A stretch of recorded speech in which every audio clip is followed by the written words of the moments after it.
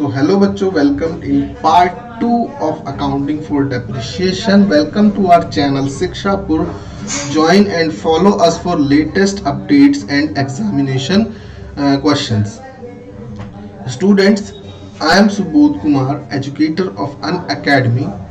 बच्चों ज्वाइन कीजिए मुझे अनअकैडमी पर और फुलफिल कीजिए अपना dream to crack the CA foundation.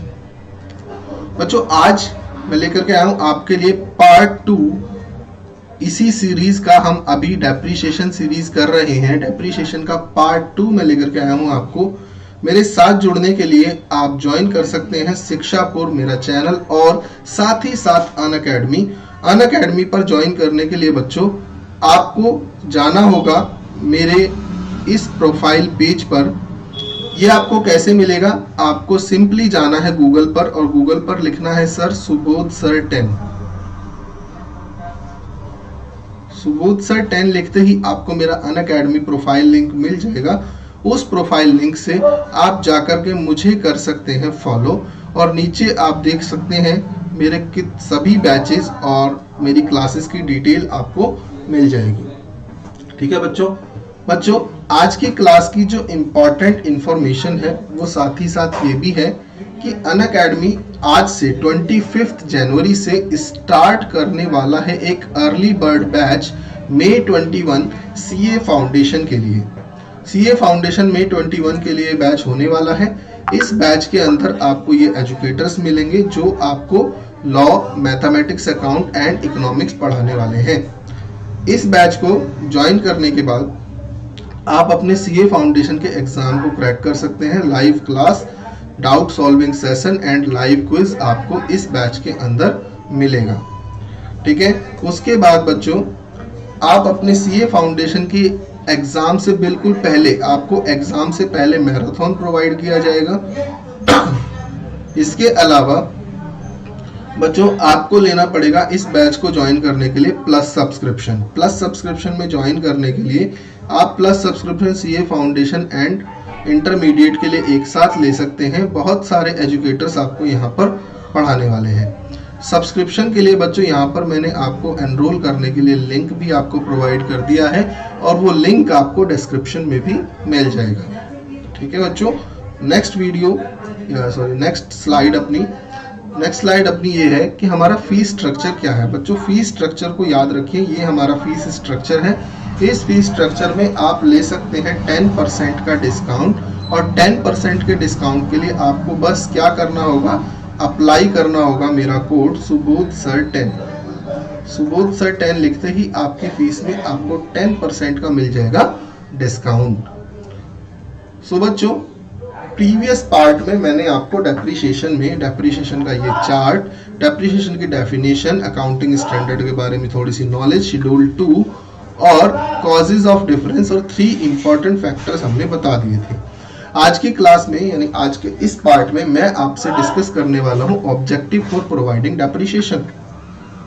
बच्चों डेप्रीशिएशन प्रोवाइड करने के लिए सबसे पहला ऑब्जेक्टिव ये होता है, जब भी हम लोग प्रॉफिट कैलकुलेट करते हैं तो हम एक एक्सपेंस अपना भूल जाते हैं। वो एक्सपेंस क्या है कि हमने एक फिक्स एसेट खरीद रखी है, हमने एक मशीन बना रखी है, उस मशीन को हम लोग यूज करते हैं तो उसकी वैल्यू में कुछ कमी आती है, उस वैल्यू को हम अपने प्रॉफिट एंड लॉस के अंदर नहीं दिखा रहे हैं। तो हमें क्या चाहिए, करेक्ट मेजरमेंट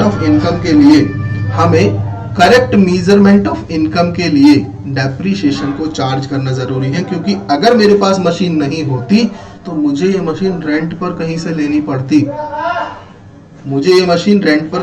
पड़ती। ठीक है, तो मुझे डेप्रीशिएशन प्रोवाइड करने के लिए, करेक्ट मेजरमेंट ऑफ इनकम के लिए मुझे डेप्रीशिएशन अपने प्रॉफिट एंड लॉस में प्रोवाइड करना पड़ता है।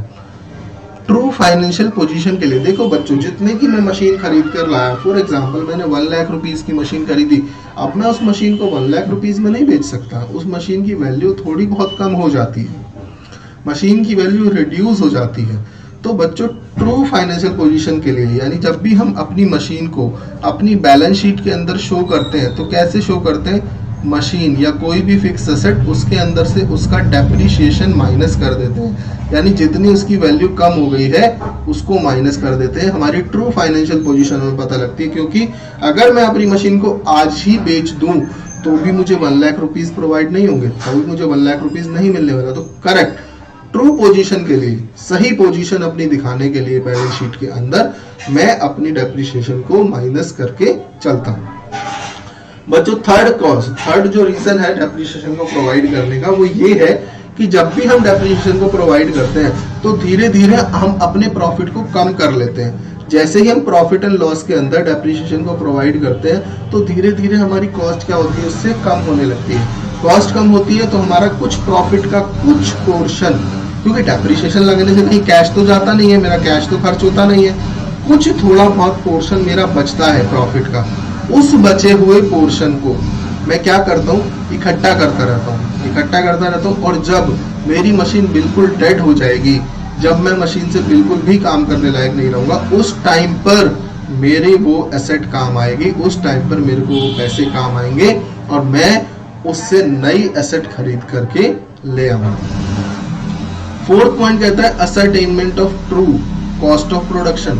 बच्चों जब भी हम लोग डेप्रिसिएशन प्रोवाइड करते हैं तो डेप्रिसिएशन को प्रोवाइड करने से कॉस्ट ऑफ प्रोडक्शन पे भी इफेक्ट पड़ता है, क्योंकि जैसे जैसे हम मशीन को यूज करेंगे वैसे वैसे हमारी मशीन की वैल्यू कम होती जाएगी।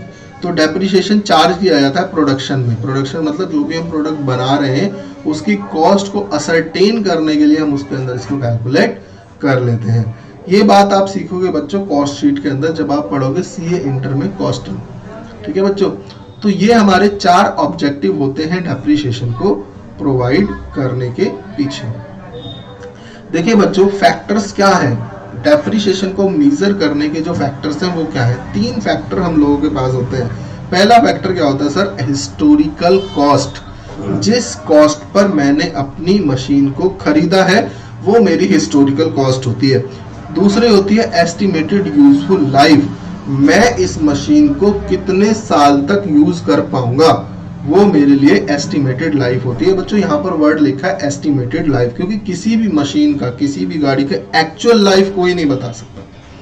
बच्चों मैं एक कार खरीदता हूं, उस कार की रनिंग कैपेसिटी है कि वो डेली 100 किलोमीटर अगर चलेगी, डेली 100 किलोमीटर अगर चलेगी तो 15 ईयर्स तक चलती रहेगी।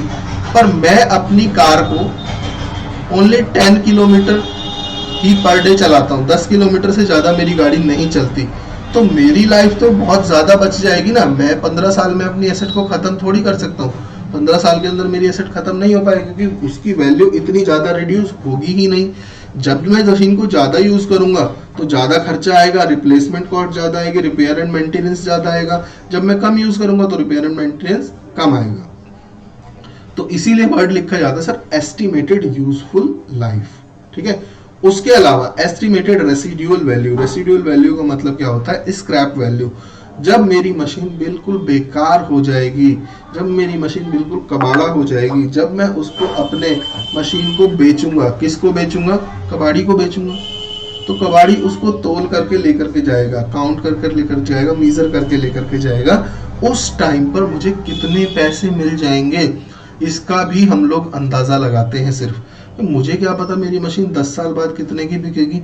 आज जो आयरन का रेट है, लोहे का रेट है, मान लो 50 रुपीज kg है, फ्यूचर में हो सकता है उसका रेट जो है बढ़ करके 60 हो जाए, 70 हो जाए, 80 हो जाए, 90 हो जाए, 100 हो जाए, तो उस टाइम पर उसके हिसाब से पैसे लेंगे। आज तो मैं सिर्फ एस्टिमेट ही कर रहा हूँ ना, एस्टिमेशन कर रहा हूँ सिर्फ। तो एस्टिमेटेड रेसिडुअल वैल्यू 15 साल बाद इसके बाद क्या मिलेगा उसका आज मैं अंदाजा लगा रहा हूँ। ठीक है बच्चों, ये हमारी होती है 3 फैक्टर्स जिनके थ्रू हम डेप्रिसिएशन को चार्ज करते हैं। ठीक है बच्चों, अब हमें पढ़ना है, जैसे हमने पीछे पढ़ा historical cost, estimated useful life और एस्टिमेटेड रेसिडुअल वैल्यू। ठीक है, इसके बाद हमें एक एक पॉइंट को पढ़ना है कि हम हिस्टोरिकल कॉस्ट कैसे कैलकुलेट करते हैं, एस्टिमेटेड यूजफुल लाइफ कैसे कैलकुलेट करते हैं, एस्टिमेटेड रेसिडुअल वैल्यू भी कैसे कैलकुलेट करते हैं। तो बच्चों इसको हम सीखेंगे अपने पार्ट 3 में।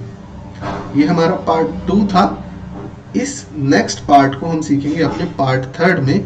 तो पार्ट थर्ड में हम कैलकुलेट करना सीखेंगे कि हमें कॉस्ट के अंदर क्या क्या कैलकुलेट करना, क्या क्या ऐड करना है और क्या क्या ऐड नहीं करना है।